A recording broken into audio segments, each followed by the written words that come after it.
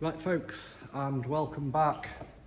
So again, not done much filming through the day because I've had a couple of young lads helping me, but as you can probably see, I'm absolutely black rotten. We've been stripping the Landrover Defender 110. James hasn't been here this weekend, so we've done nothing at the bothy, but he's coming next weekend. As everybody knows, we had quite a disaster with the quad bike about a month ago. So we've got a couple of mates that buy and sell a lot of this sort of stuff.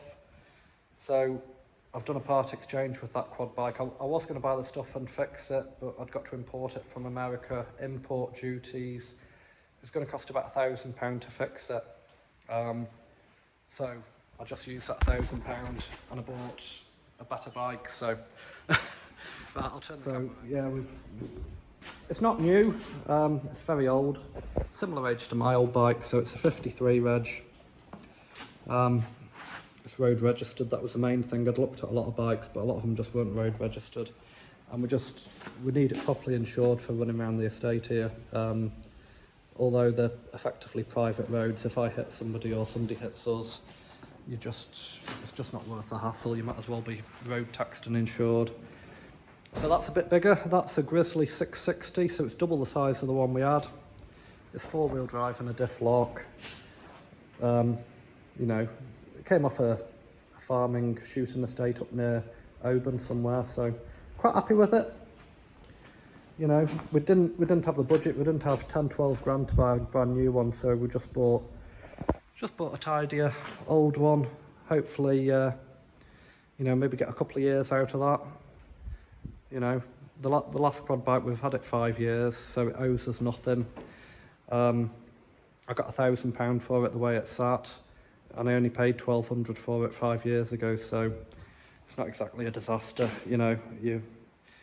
I just thought we're best moving on and buy something else. So we've been stripping the Land Rover. Obviously the body came off a few weeks ago.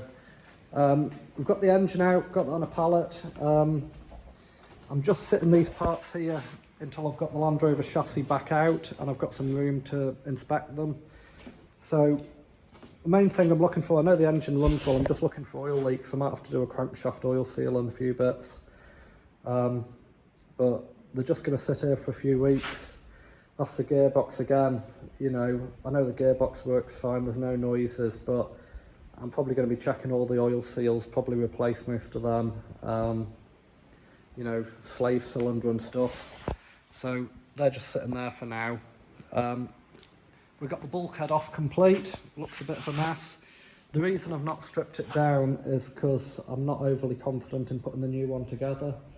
So when the bulkhead brackets come, we're going to get the bulkhead on the new chassis, and then what we're going to do is copy this bulkhead, let's start swapping bits, master cylinders, slave cylinders, steering box, and we'll strip that down next to the new bulkhead and just use it as like a template for now. Don't really know what else to say. You know, this chassis, like I keep saying, it didn't look too bad, but the rot we keep finding, that chassis leg's bad. We were working on it and this has gone through to holes. We've not been hitting it, we've not done anything, it's just as we're working on it, it is just falling apart. You know, gearbox mount again, yeah, it was broken, so that wasn't good. Need to get these gearbox mounts off and get them shot blasted and painted. I did order some bits off eBay. It was a big mistake. So I ordered all the brackets to get the back body on. Ordered them off a company, I think they're GDI products, so they're supposed to send a set of brackets. They sent one instead of 4. We're having a bit of a tussle with them, so I won't mention too much about that, but I'm really not happy. And we ordered these brackets. Well, they're okay, they came off the same company, they're just, all the holes are full of zinc, so I've probably got half an hour there drilling that out. I had to go and buy a tap and die set to fix them, but these brackets, they're just not, I'm not happy with them anyway. I'm sending them back. and I've ordered off a company called YRM that I've had other stuff off. So I think there's about 3 parts suppliers sell like these galvanised accessories for Land Rovers, and I think from now on we're just going to stick with YRM. Their quality's far superior, and everything they've sent, it's been the right quantity, the right stuff, and there's been no hassle. So although you have to deal direct with them and they're not on eBay, I'll just do that, you know.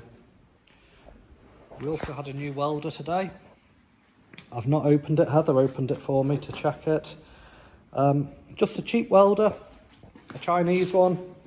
I'm not a fond of Chinese kit, but it was the cheapest TIG and MIG welder, and it does arc welding, that I could find on eBay, and it's got good reviews. If I weld that chassis and weld that bulkhead and it's knackered, that's fine. If I get a year's use out of it and it breaks, I'm happy with that. I was looking at welders and they're all like £1,000, and that was 154 quid. So I'm aware it might be not the best, but you know, we'll do a proper unboxing video and a review on that. Bought a lot of parts this week while I've been away. A couple of axle stands so we can get the axles refurbished. Got some second-hand tyres for the Land Rover. They're not in bad nick. It's just to get the chassis rolling again. We bought a bulkhead. Bought that off Facebook. Sorry, not a bulkhead. I'm getting tired now. A bull bar. Again, that needs shot blasting and powder coating.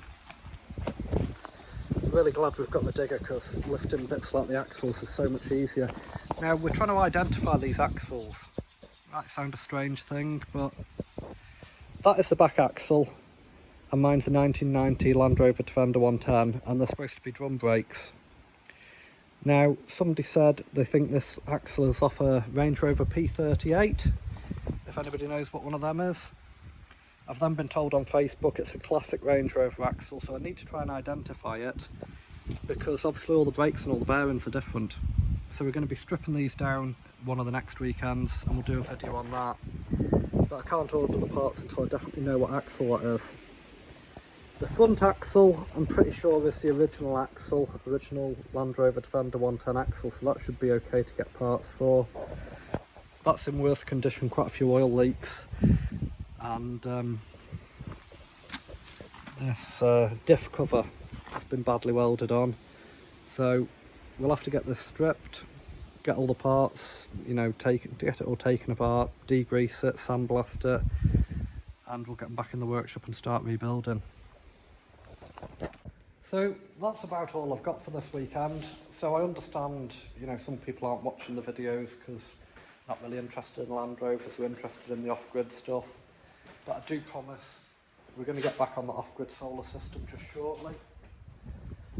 I'm just trying to get the Land Rover stripped down so I can order parts, and you know, there's going to be loads of delays. I can see why so many people start restoring a Land Rover and then give up, and you see these half-finished projects on eBay and Facebook, because trying to get some of the parts, the suppliers are so unreliable.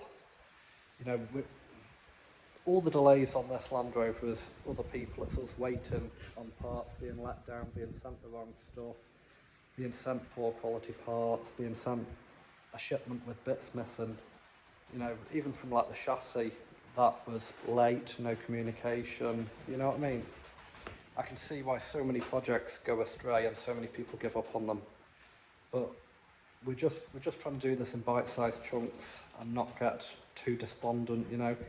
When I get stuck on this, we'll jump back on that solar system, we'll get the bothy finished. We've just had a big load of telegraph poles as well for that new barn that we're building out in the field. We are still getting a sawmill. I know a few people tried to help me and sent me links for sawmills last time I mentioned this. I think we've found the sawmill we want. It's called a Rimmer sawmill. It's made in China. I can import it direct. It's sold under a lot of different brand names in the UK. From Crytek, I think even the Woodlands Mills ones are made by Rimmer, so that's a different subject. But the price on them sawmills has dropped quite a bit. They've dropped a couple of grand since the last time I looked at them. So I'm just holding off. It'll probably be a winter project. We'll buy a sawmill, get it assembled and start doing a bit of milling. But anyway, if people can like the video, drop us a comment, subscribe.